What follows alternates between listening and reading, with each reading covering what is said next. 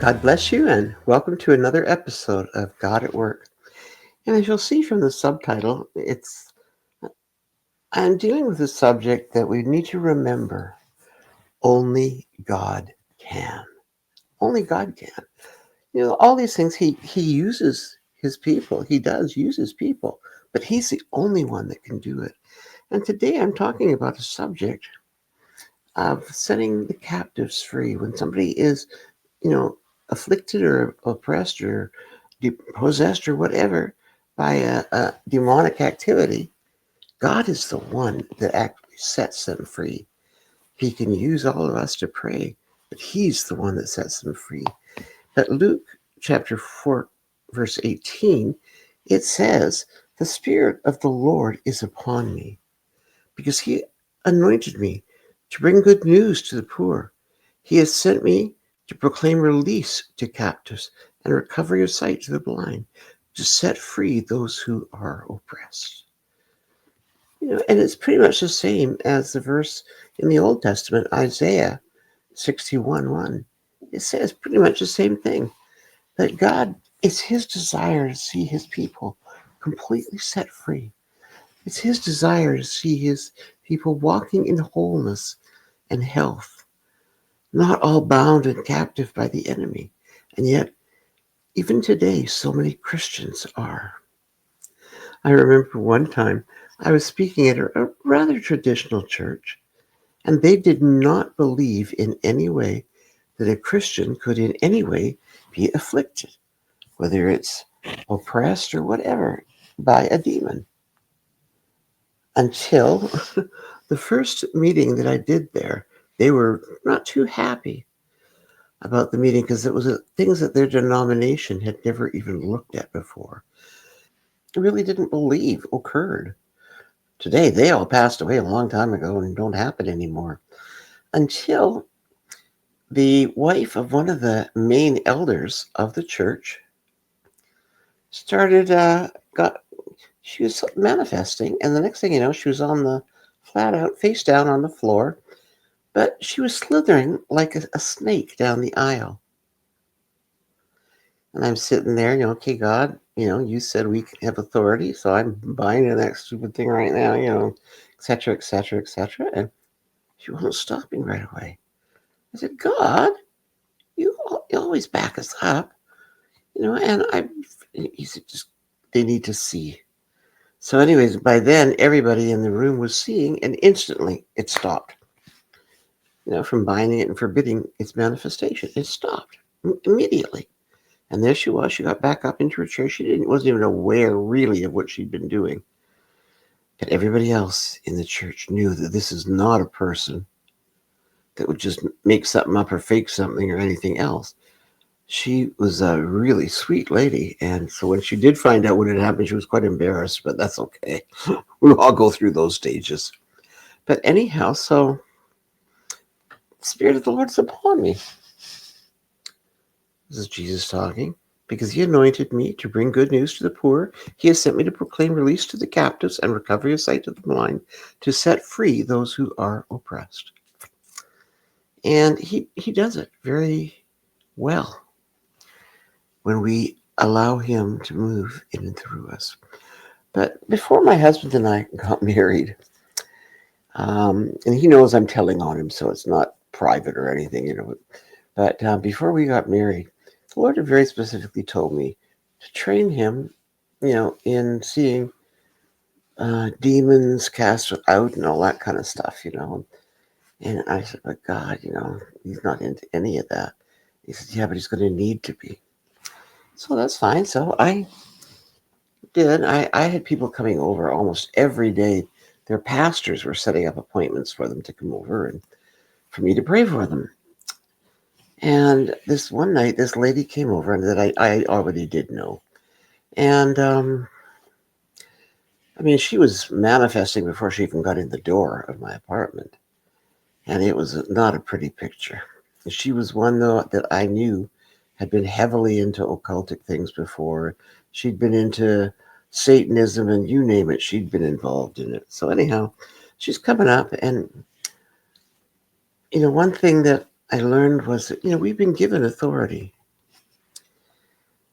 Uh, um, we've been given authority by God, and it says in Mark chapter 16, verse 17, it says, "And these signs will follow those who believe. In my name, they will drive out demons." Okay, so these signs will follow those who believe, and I believe I fit in the category of those who believe. So, and in my name, in his name, not in my name, I can't do it in my name. In his name, they will drive out demons, in God's name. Okay, so that's fine. And I've learned that they don't have the right. They don't have the right to overrule God. And learn to pray when you're praying, forbidding their manifestations. They don't have that right. They don't have the right to control God's meeting, which so often they try and do, jump up and start their screaming and contortions and everything else to distract from what God is trying to do. And so I always, take care of that kind of stuff first, and then things look really calm. They don't have to. They don't have the right to yell and scream and all that kind of stuff. That's God's got power over all of that.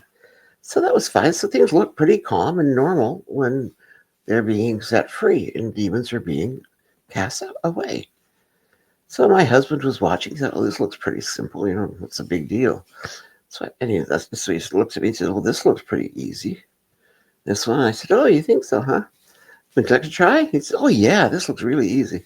So he comes over and he goes to start praying. And the next thing you know, he was relying on himself, not in his name, but in his own name.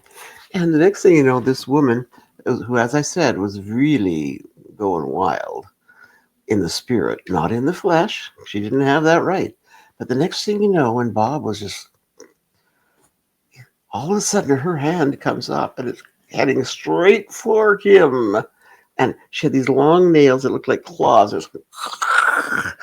And he freaked out. And he backed up. So I just stepped right in and took it over. He wasn't quite ready to be doing that yet.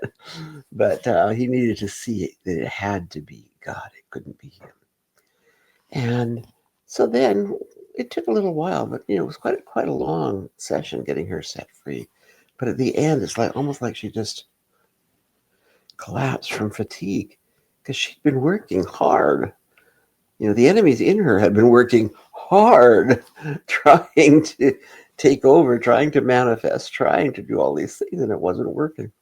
But she was set free that night in such an amazing way. God did exactly what he wanted to do. He set that woman free in a way that only he could do. No matter how many fancy words I could say or how many, prayers I might have known or whatever, only he could do it. Because he's the one that does setting the captives free. He's the one that does that. He can use us because we are believers. It said, and these signs will follow those who believe. And if you believe, you have that authority. You have that right.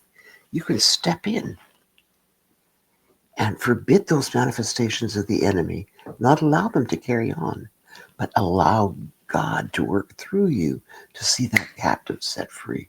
And it is one of the most beautiful things you can see as that captive is set free. It's wonderful what God does. But it's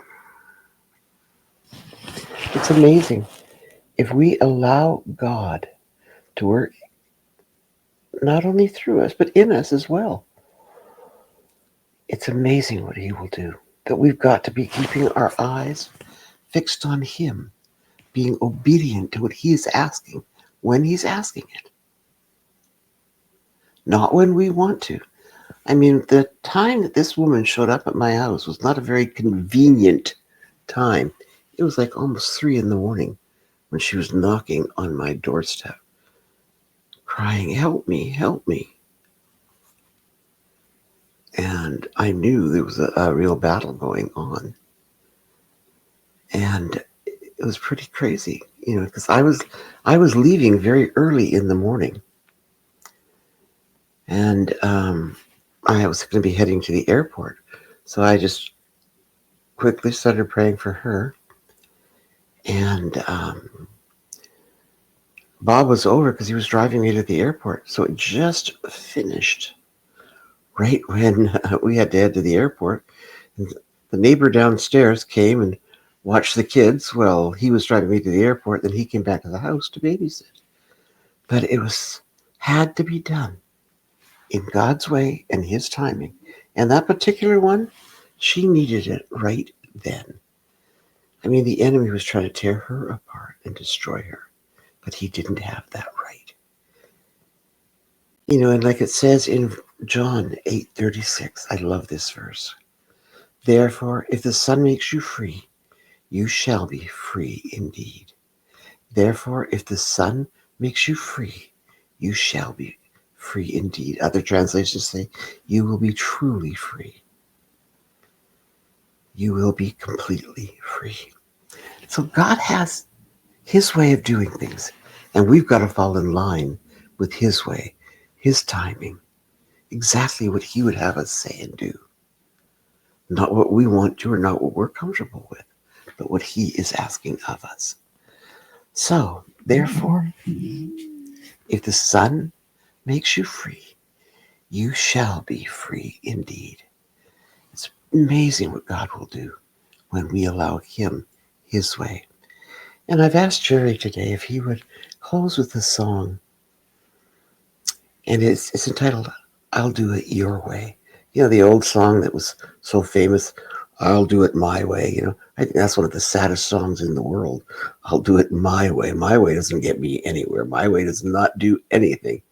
My way is not going to heal the sick. My way will not set the captives free. My way is not going to work. But his way always does. So he who the Son sets free will be truly free. Truly, truly free. So, this song, take a listen to the words. Let's pray first. Heavenly Father, I thank you for lessons you teach us in ways that we might not quite be expecting. I know Bob was not expecting to have that hand with those long nails coming at him, and I had to forbid it and stop the manifestation because it was not a peaceful time in the spirit realm. But when we follow God's leading and his guiding, he'll take care of it all. And so, Lord, I thank you for setting that woman free. And Lord, I pray for each person listening right now, for the believers, Lord, that they know that they too have that authority. That, Lord, they have the authority to see the captives set free, to see people that are, whether it's demon possessed or demonized or just depressed or whatever, they have the right to see those captives set free. It's part of our inheritance. So I do ask that right now you will touch these people's hearts, Lord, to know that they too can be used. But no fear has the right to enter in as they approach a situation needing deliverance, Lord. Give them that strength now. And as Jerry sings, I'll do it my way. Not do it my way, I'll do it your way. That is so powerful when it's done his way, not my way. So Lord, have your perfect will, I ask, in your precious name. And I do hope that you have even learned something today, so that when you're put in those positions, you will not fear, you will not doubt, but you will truly believe and let God do his work. So Jerry, I'll do it your way.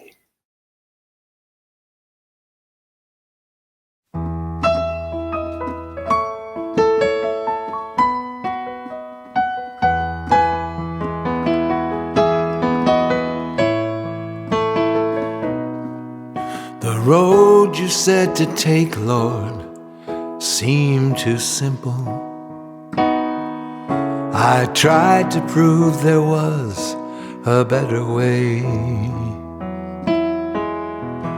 Each careful step I took just made me stumble, and each course I planned just led further astray.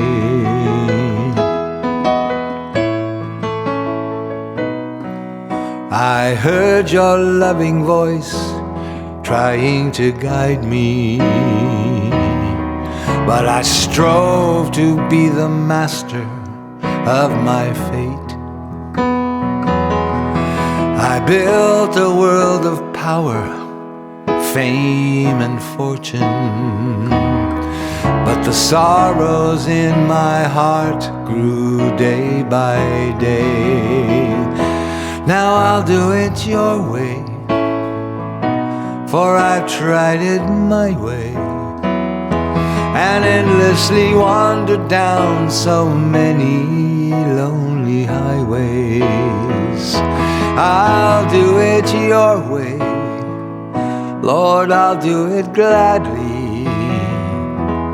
Your love has won my empty, broken heart.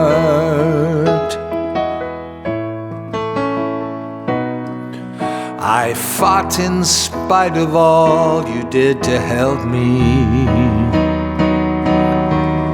I turned my back on you time and again. I ran away in hopes of being something, and only wound up nothing in the end. So I'll do it your way, 'cause I've tried it my way, and endlessly wandered down so many lonely highways. I'll do it your way, yes, I'll do it gladly. Your love has won my empty, broken heart. Lord, I'll do it your way, for I've tried it my way, and endlessly wandered down so many lonely highways. Lord, I'll do it your way, and I'll do it gladly. Your love has won my empty, broken heart. Lord, I'll do it your way, and I'll do it gladly. Your love has won my empty, broken heart.